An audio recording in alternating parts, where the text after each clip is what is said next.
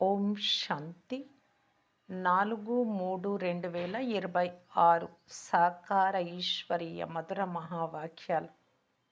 మధురమైన పిల్లలారా, మనుషులను మేలుకొల్పి వారికి దారి చూపించడం మీ వ్యాపారం. మీరు ఎంత ఆత్మ అభిమానులుగా అయ్యి తండ్రి పరిచయమును ఇస్తారో అంత కళ్యాణం జరుగుతుంది. ఇతరులకు చెప్పేటప్పుడు కూడా మీరు ఆత్మ అభిమాని స్థితిలోనే చెప్పినట్టయితే వారికి మంచి జరుగుతుంది అంటున్నారు బాబా. ప్రశ్న: పేద పిల్లలు ఏ విశేషత ఆధారంపై ధనవంతుల కంటే ముందుకు వెళ్తారు? జవాబు: పేద పిల్లలకు దాన పుణ్యాలు చేయాలి అనే శ్రద్ధ చాలా ఉంటుంది. పేదవారు భక్తి కూడా చాలా పట్టుదలతో చేస్తారు. సాక్షాత్కారాలు కూడా పేదవారికే జరుగుతాయి. ధనవంతులకు వారి ధనం గురించిన నశ ఉంటుంది. వారి పాపాలు చాలా ఎక్కువగా చేస్తారు. అందువలన ధనవంతుల కంటే పేద పిల్లలు చాలా ముందుకు వెళ్తారు. పాట: ఓం నమ శివాయ. ఓం శాంతి. మీరు మాతాపితలు, మేము మీ పిల్లలము. ఇది పరంపిత పరమాత్ముడి మహిమ. ఇది చాలా స్పష్టమైన మహిమ. ఎందుకంటే వారు రచయిత. లౌకిక తల్లి తండ్రులు కూడా తమ పిల్లలకు రచయితలే. పారలౌకిక తండ్రిని కూడా రచయిత అని అంటారు. బంధువు, సహాయకుడు అని చాలా మహిమ చేస్తారు. లౌకిక తండ్రికి ఇలాగా మహిమ చెయ్యరు. పరంపిత పరమాత్ముని మహిమ భిన్నమైనది. పిల్లలు కూడా జ్ఞానసాగరుడు అని, నాలెడ్జ్ఫుల్ అని మహిమ చేస్తారు. తండ్రి వద్ద జ్ఞానం అంతా ఉంది, కానీ ఈ జ్ఞానం శరీర నిర్వహణ కొరకు చదివే చదువు కాదు. వారిని జ్ఞాన సాగరులు, నాలెడ్జ్ఫుల్ అని అంటారు. కనుక వారి వద్ద తప్పకుండా జ్ఞానం ఉంది. అయితే ఏ జ్ఞానము? ఈ సృష్టి చక్రం ఎలా తిరుగుతూ ఉందో ఆ జ్ఞానం ఉంది. అందువలన వారే జ్ఞాన సాగరులు, పతిత పావనులు. కృష్ణుణ్ణి ఎప్పుడు పతిత పావనుడు అని, జ్ఞాన సాగరుడు అని అన్నారు. కృష్ణుడి మహిమ పూర్తిగా భిన్నమైనది. ఇరువురు భారత్ వాసులే. శివబాబాకు కూడా భారతదేశంలోనే మహిమ ఉంది. శివ జయంతి కూడా ఇక్కడే జరుపుతారు. కృష్ణ జయంతిని కూడా ఇక్కడే జరుపుతారు. గీతా జయంతిని కూడా ఆచరిస్తారు. ఈ 3 జయంతులు చాలా ముఖ్యమైనవి. ఇప్పుడు మొదటి జయంతి ఎవరిది అనే ప్రశ్న ఉత్పన్నమవుతుంది. శివుడిదా, కృష్ణుడిదా? మనుష్యులు తండ్రిని, శివుడిని పూర్తిగా మర్చిపోయారు. కృష్ణ జయంతిని చాలా ఆడంబరంగా, ప్రేమతో జరుపుకుంటారు. శివ జయంతిని గురించి అంతగా ఎవ్వరికీ తెలియదు. శివబాబా వచ్చి ఉంటేనే శ్రీకృష్ణుడిగా బ్రహ్మబాబా తయారయ్యారు అనే విషయం వారికి తెలియదు. మహిమ కూడా లేదు. శివుడు వచ్చి ఏం చేశారు, వారి జీవిత చరిత్ర ఏంటో ఇతరులెవ్వరికీ తెలియదు. కృష్ణుడి గురించి చాలా విషయాలు వ్రాసారు. గోపికలను ఎత్తుకొని వెళ్ళాడు, అది చేశాడు, ఇది చేశాడు అని వ్రాసేశారు. కృష్ణుడి చరిత్రను తెలిపే ఒక ప్రత్యేకమైన మ్యాగజైన్ కూడా వస్తుంది. శివుడి చరిత్ర మొదలైనవి ఏవీ లేవు. కృష్ణ జయంతి ఎప్పుడు, గీతా జయంతి ఎప్పుడు? కృష్ణుడు పెద్దవాడైన పిదప కదా జ్ఞానాన్ని వినిపించేది. కృష్ణుడి బాల్యంలో అతడిని ఒక గంపలో ఉంచుకొని నది ఆవలి తీరానికి తన తండ్రి తీసుకెళ్ళినట్లు చూపిస్తారు. వసుదేవుడు తీసుకెళ్ళినట్ల. పెద్దవాడైన పిదప రథంపై ఉన్నట్లు స్వదర్శన చక్రం తిప్పుతాడు అని చూపిస్తారు. 16-17 సంవత్సరాల వయస్సు ఉంటుంది. మిగిలిన చిత్రాలన్నీ బాల్యానివి చూపించారు. అయితే గీత ఎప్పుడు వినిపించారు? అప్పుడే వినిపించి ఉండరు కదా, చిన్నప్పుడే. ఫలానా వారిని తీసుకుపోయాడు, ఇలాంటి పని చేశాడు, వెన్న దొంగలించాడు, ఇలా వ్రాశారు. ఆ సమయంలో జ్ఞానం శోభిస్తుందా? శోభించదు. వయస్సు మళ్ళిన తర్వాత జ్ఞానం వినిపిస్తారు. గీత కూడా కొంత సమయం తర్వాతనే వినిపించి ఉంటారు. ఇప్పుడు శివుడు ఏం చేశారో ఏమాత్రము తెలియదు. అజ్ఞాన నిద్రలో నిద్రిస్తూ ఉన్నారు. తండ్రి అంటున్నారు, నా చరిత్ర గురించి ఎవ్వరికీ తెలియదు. నేను వచ్చి ఏం చేశాను? నన్నే పతిత పావనుడు అని అంటారు. నేను వచ్చాను అంటే నా జతలో గీత కూడా ఉంది. బాబా వస్తూనే శ్రీమతం వినిపించారు అంటే అది గీత. నేను సాధారణ వృద్ధ అనుభవి శరీరంలో బ్రహ్మలో వస్తాను.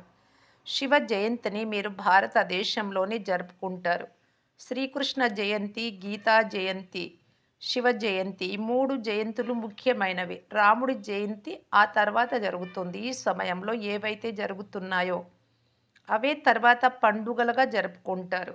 సత్య త్రేతాయుగాలలో జయంతులు మొదలైనవేవి ఉండవు. సూర్యవంశం నుండి చంద్రవంశం వారు వారసత్వం తీసుకుంటారు. ఇతరులెవ్వరికీ మహిమ లేదు. కేవలం రాజుల పట్టాభిషేక ఉత్సవం జరుపుకుంటారు. ఈ రోజుల్లో అయితే అందరూ జన్మదినాన్ని జరుపుకుంటారు. ఇది సాధారణమైపోయింది. కృష్ణుడు జన్మించాడు. పెద్దవాడైన పిదప రాజ్య పాలన చేశాడు. ఇందులో మహిమ చేసే విషయం ఏదీ లేదు. సత్య త్రేతాయుగాలలో సుఖవంతమైన రాజ్యం నడుస్తూ వచ్చింది. ఆ రాజ్యం ఎప్పుడు ఎలా స్థాపన అయిందో పిల్లలైనా మీ బుద్ధిలో ఉంది. తండ్రి అంటున్నారు, పిల్లలు నేను కల్పము యొక్క సంగమ యుగంలో వస్తాను. కలియుగ అంతిమ సమయంలో పతిత ప్రపంచం ఉంటుంది. సత్యుగ ఆది సమయంలో పావన ప్రపంచం ఉంటుంది. నేను తండ్రిని అయినందున పిల్లలైన మీకు వారసత్వం కూడా ఇస్తాను. కల్పక్రితం కూడా మీకు వారసత్వం ఇచ్చాను. అందుకే మీరు పండుగ రూపంలో జరుపుకుంటూ వచ్చారు. కానీ పేరు మర్చిపోయినందున కృష్ణుడి పేరు వేసేశారు. అందరికంటే గొప్పవారు శివుడే కదా! మొదట వారి జయంతి జరిగిన పిదప సాకార శరీరం ఉండే మనుషుల జయంతి జరుగుతుంది. వాస్తవానికి ఆత్మలన్నీ పైనుండే క్రిందకు వస్తాయి. నాది కూడా అవతరణనే. కృష్ణుడు తల్లి గర్భము ద్వారా జన్మించాడు, పాలన తీసుకున్నాడు. అందరూ పునర్జన్మలలోకి వచ్చి తీరాలి. శివబాబా పునర్జన్మలు తీసుకోరు. కానీ రానేమో వస్తారు కదా! ఈ విషయాలన్నీ తండ్రి కూర్చొని అర్థం చేయిస్తూ ఉన్నారు. బ్రహ్మ, విష్ణు, శంకరులను త్రిమూర్తులుగా చూపిస్తారు. బ్రహ్మ ద్వారా స్థాపన చేస్తారు. ఎందుకంటే శివుడికి తన స్వంత శరీరం లేదు. వారే స్వయంగా కూర్చొని చెప్తున్నారు, నేను ఇతడి వృద్ధ శరీరంలో వస్తాను. ఇతడికి తన జన్మల గురించి తెలియదు. ఇతని అనేక జన్మల అంతిమ జన్మ ఇది. మొట్టమొదట ఇది అర్థం చేయించాల్సి వస్తుంది. శివ జయంతి గొప్పదా? శ్రీకృష్ణ జయంతి గొప్పదా? ఒకవేళ శ్రీకృష్ణుడు గీతను వినిపించి ఉంటే, గీతా జయంతి శ్రీకృష్ణ జయంతి కంటే చాలా సంవత్సరాల తర్వాత కృష్ణుడు పెద్దవాడైన పిదప కదా జరుగుతుంది. మరి అప్పుడు కదా జరపాలి. ఇవన్నీ అర్థం చేసుకునే విషయాలు. కానీ వాస్తవానికి శివ జయంతి తర్వాత వెంటనే గీతా జయంతి జరిగింది. శివబాబా వస్తూనే గీత వినిపించారు. ఈ పాయింట్లు కూడా బుద్ధిలో ఉంచుకోవాలి. పాయింట్లయితే అనేక ఉన్నాయి. వ్రాసుకోకుంటే గుర్తు ఉండవు. ఈ బాబా నాకు చాలా దగ్గరగా ఉన్నాడు. ఈ బాబా నా రథం. అన్ని పాయింట్లు సమయానికి గుర్తు రావడం కష్టము అని బ్రహ్మ కూడా అంటాడు. అందరికీ ఇరువురు తండ్రుల రహస్యాన్ని తెలిపించండి అని బాబా చెప్తున్నారు. శరీరానికి తండ్రి, తండ్రి నుండి ఆస్తి, అలాగే పారలౌకిక తండ్రి, ఆత్మల తండ్రి శివబాబా, ఆయన ఇచ్చే ఆస్తి ఇవన్నీ. శివబాబా జయంతి జరుపుతారు అనగా తప్పకుండా వచ్చి ఉంటారు. యేసుక్రీస్తు, బుద్ధుడు మొదలైన వారు వచ్చి తమ ధర్మాన్ని స్థాపన చేసినట్లు చెప్తారు. వారి ఆత్మ కూడా శరీరంలో ప్రవేశమై ధర్మ స్థాపన చేస్తుంది. వారు హెవెన్లీ గాడ్ ఫాదర్, సృష్టి రచయిత. కావున వారు తప్పకుండా నూతన సృష్టిని రచిస్తారు. వారు పురాతన సృష్టిని రచించరు. నూతన సృష్టిని స్వర్గమని అంటారు. ఇప్పుడు ఉండేది నరకం. బాబా అంటున్నారు, నేను కల్పము యొక్క సంగమ యుగంలో వచ్చి పిల్లలైన మీకు రాజయోగ జ్ఞానాన్ని ఇస్తాను. ఇది భారతదేశపు ప్రాచీన యోగం. ఎవరు నేర్పించారు? శివబాబా. శివబాబా పేరును మాయం చేసేశారు. గీతా భగవానుడు కృష్ణుడు అని అంటారు. అతనికి విష్ణువు అని మొదలైన పేర్లు పెడతారు. శివబాబా రాజయోగం నేర్పించి ఉండినారు, కానీ ఇది ఎవ్వరికీ తెలియదు. శివ జయంతి అని నిరాకార జయంతినే చూపిస్తారు. వారు ఎలా వచ్చారు, వచ్చి ఏం చేశారు? వారు సర్వులకు సద్గతి దాత, ముక్తి దాత, మార్గదర్శకులు. ఇప్పుడు సర్వాత్మలకు మార్గదర్శకులైన పరమాత్మ అవసరమై ఉన్నారు. వారు కూడా ఆత్మనే. మనుషులకు మార్గమును చూపించేవారు మనుషులైనట్లు ఆత్మలకు మార్గాన్ని చూపించే వారు కూడా ఆత్మగా ఉండాలి. అయితే తండ్రిని సుప్రీం ఆత్మ అంటారు. మనుషులందరూ పునర్జన్మలు తీసుకొని పతితులుగా అవుతారు. వారిని పావనంగా చేసి వాపస్ తీసుకెళ్లేది ఎవరు? తండ్రి అంటున్నారు, నేనే వచ్చి పావనంగా తయారయ్యే యుక్తి తెలిపిస్తాను. మీరు నన్ను స్మృతి చెయ్యండి, దేహ సంబంధములను వదలమని కృష్ణుడు చెప్పలేడు. అతడు 84 జన్మలు తీసుకున్నాడు. అన్ని సంబంధాలలో వస్తారు. తండ్రికైతే తన శరీరం లేదు. మీకు ఈ ఆత్మిక యాత్రను తండ్రి నేర్పిస్తూ ఉన్నారు. ఇది ఆత్మిక తండ్రి ఆత్మిక పిల్లలకు తెలిపిన ఆత్మిక జ్ఞానం. కృష్ణుడు ఏ ఆత్మలకు ఆత్మిక తండ్రి కాదు. వారు ఆత్మిక తండ్రి కానే కాదు, సర్వాత్మలకు తండ్రిని నేను ఒక్కరినే. నేనే మార్గదర్శకుడిగా అవుతాను. ముక్తిదాత, మార్గదర్శకుడు, ఆనంద సాగరుడు, శాంతి సాగరుడు, సదా పవిత్రుడు, ఈ పేర్లతో నన్నే పిలుస్తారు. ఇప్పుడు ఆత్మలైన మీకు ఈ జ్ఞానంని ఇస్తూ ఉన్నాను. తండ్రి అంటున్నారు, ఈ శరీరము ద్వారా మీకు జ్ఞానాన్ని ఇస్తున్నాను. మీరు కూడా శరీరం ద్వారా జ్ఞానాన్ని తీసుకుంటూ ఉన్నారు. తండ్రి గాడ్ ఫాదర్ వారి రూపాన్ని కూడా తెలిపించారు. ఆత్మ ఎలాగైతే బిందువో పరమాత్మ కూడా బిందువే. ఇది ప్రకృతి సహజం కదా. వాస్తవానికి పెద్ద ప్రాకృతికము ఇదే. ఇంత చిన్న నక్షత్రంలో 84 జన్మల పాత్ర ఇమిడి ఉంది. ఇది ప్రాకృతికము, కుదరత్. డ్రామాలో తండ్రికి కూడా పాత్ర ఉంది. తండ్రి భక్తి మార్గంలో కూడా మీకు సేవ చేస్తారు. మీ ఆత్మలో 84 జన్మల అవినాశి పాత్ర నిండి ఉంది. దీనిని ప్రాకృతికము అని అంటారు. దీనిని ఎలా వర్ణించాలి? ఎంతో సూక్ష్మమైన ఆత్మ. ఈ మాటలు విని ఆశ్చర్యపడతారు. ఆత్మ నక్షత్రం వలె ఉంటుంది. ఖచ్చితంగా 84 జన్మలు అనుభవిస్తుంది. సుఖం కూడా యాక్యురేట్గా అనుభవిస్తుంది. ఇది ప్రాకృతికం. తండ్రి కూడా ఆత్మయే, కానీ వారు పరమాత్మ. వారిలో జ్ఞానము నిండి ఉంది. దానిని పిల్లలకు వినిపిస్తారు. ఇవన్నీ నూతన విషయాలు. క్రొత్తవారు వింటే వీరి జ్ఞానం ఏ శాస్త్రాలు మొదలైన వాటిలో లేదే అని అంటారు. అయినా కల్పక్రితం ఎవరు విన్నారో, వారసత్వం తీసుకున్నారో వారి వృద్ధి చెందుతూ ఉంటారు. సమయం పడుతుంది. ప్రజలు అనేక మంది తయారవుతారు. అది సులభమైనది. రాజులుగా అవ్వడంలో శ్రమ ఉంది. చాలా ధనాన్ని దానం చేయు మనుష్యులు రాజకుటుంబంలో జన్మిస్తారు. పేదలు కూడా వారి వారి ధైర్యాన్ని అనుసరించి ఏ దానం చేసినా వారు కూడా రాజులుగా అవుతారు. పూర్తి భక్తులుగా ఉండువారు దాన పుణ్యాలు కూడా చేస్తూ ఉంటారు. ధనవంతుల ద్వారా చాలా పాపాలు జరుగుతూ ఉంటాయి. పేదవారిలో చాలా శ్రద్ధ ఉంటుంది. వారు చాలా ప్రీతిగా కొంచెం దానం చేసిన వారికి చాలా ఎక్కువగా ఫలితం లభిస్తుంది. పేదవారు భక్తి కూడా ఎక్కువగా చేస్తారు. దర్శనం ఇవ్వకపోతే మేము గొంతు కూడా కోసుకుంటాము అని అంటారు. ధనవంతులు అలా చేయరు. సాక్షాత్కారాలు కూడా పేదవారికే జరుగుతాయి. దాన పుణ్యాలు కూడా వారే చేస్తారు. రాజులుగా కూడా వారే అవుతారు. ధనవంతులకు అహంకారం ఉంటుంది. ఇక్కడ కూడా పేదలకు 21 జన్మల సుఖం లభిస్తుంది. పేదవారు ఎక్కువగా ఉన్నారు. ధనవంతులు చివరిలో వస్తారు. ఈ మాటలంతా బ్రహ్మబాబా ఉన్నప్పుడు చెప్పినటువంటివి. ఇప్పుడు అందరూ వస్తూ ఉన్నారు, అన్ని రకాల వారు. అంత ఉన్నతమైన భారతదేశం ఇంత పేదగా ఎలా అయిందో మీకు తెలుసు. భూకంపాలు మొదలైన వాటిలో భవనాలు మొదలైనవన్నీ శిథిలమైపోతాయి. అందువలన పేదలుగా అయిపోతారు. రావణ రాజ్యం మొదలైనందున ఆహాకారాలు జరుగుతాయి. మళ్ళీ అటువంటి వస్తువులు ఉండవు. ప్రతి వస్తువుకు కొంత ఆయువు ఉంటుంది కదా, ఇన్ని సంవత్సరాలు అని.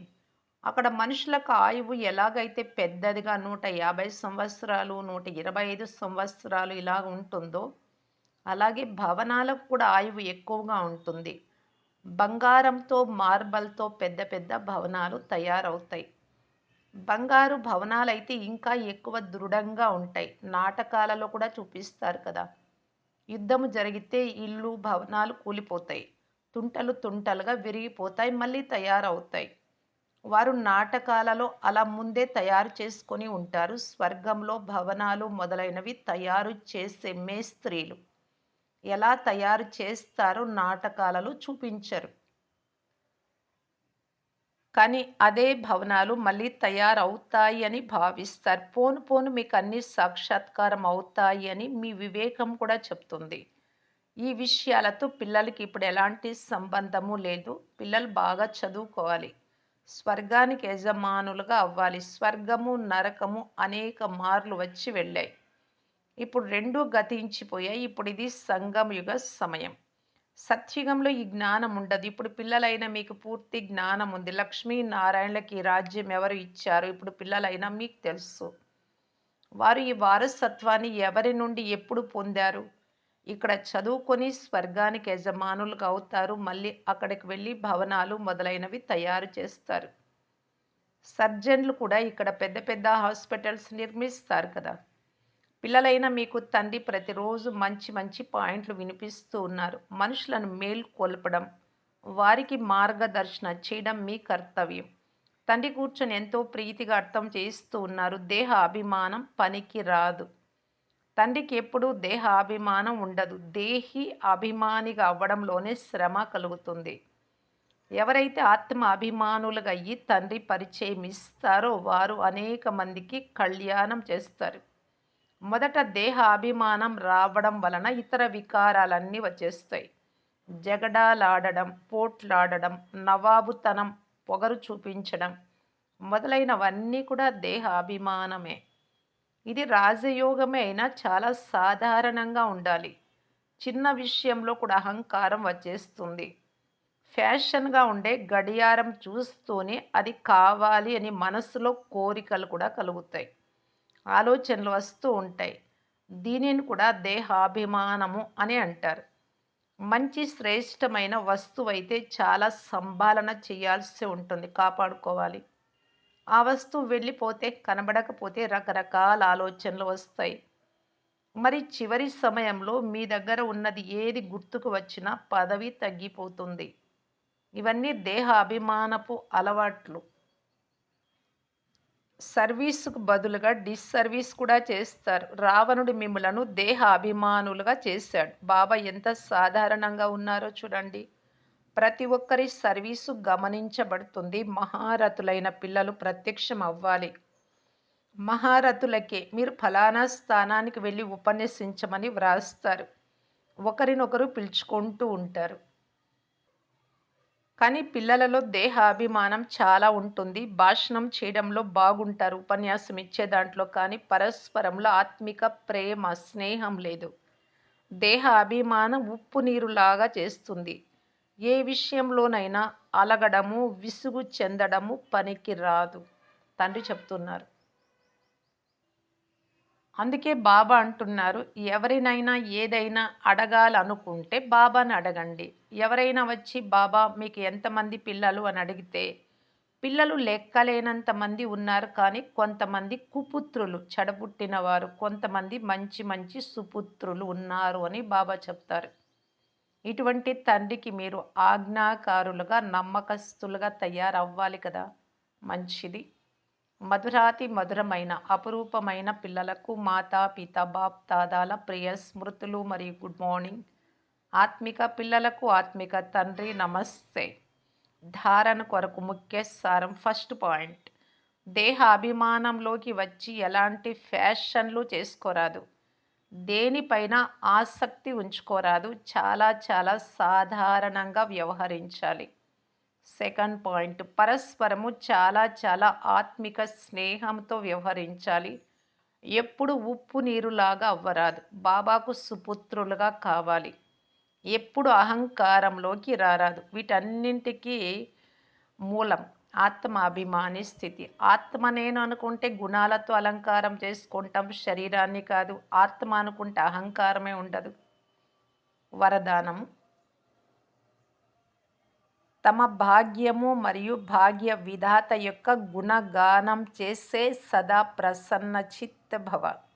జన్మ తీసుకుంటూనే బ్రాహ్మణ పిల్లలందరికీ కిరీటము, సింహాసనము, తిలకము జన్మసిద్ధ అధికార రూపంలో ప్రాప్తిస్తాయి. బాధ్యత కిరీటం,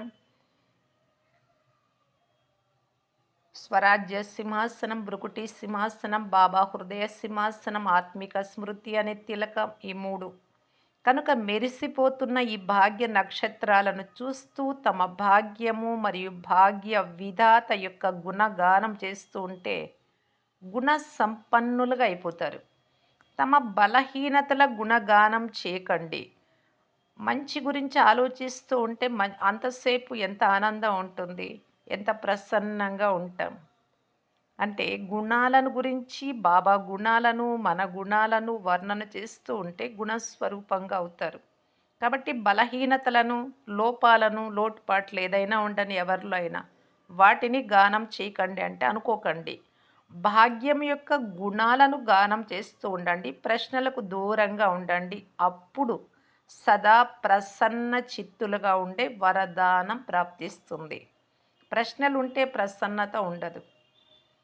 అప్పుడు ఇతరులను కూడా సహజంగా మీరు ప్రసన్నం చేయగలరు. స్లోగన్ ఏక్ నామి ఒకే పేరు బాబా మరియు ఎకానమీ పొదుపుగా ఉండడం. పొదుపు సంకల్పాలు పొదుపు, సమయం పొదుపు, అన్ని విషయాలలో పొదుపును పాటించాలి. ఏకనామి ఒకే పేరు, ఎకానమీ పొదుపుగా ఉండడం. ఇదే బ్రాహ్మణ జీవితంలో సఫలతకు ఆధారం.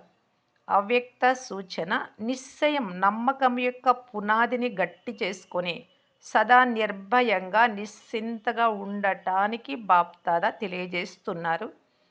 ఎంత నిశ్చయం ఉంటే అంత మీరు నిశ్చింతగా తయారవుతారు. అంటే నిశ్చయమే సదా నిశ్చింతగా తయారు చేస్తుంది. ఎవరైనా నిశ్చింత స్థితిలో ఉండి ఏ కార్యం చేసినా వారందులో సఫలమవుతారు, విజయం పొందుతారు.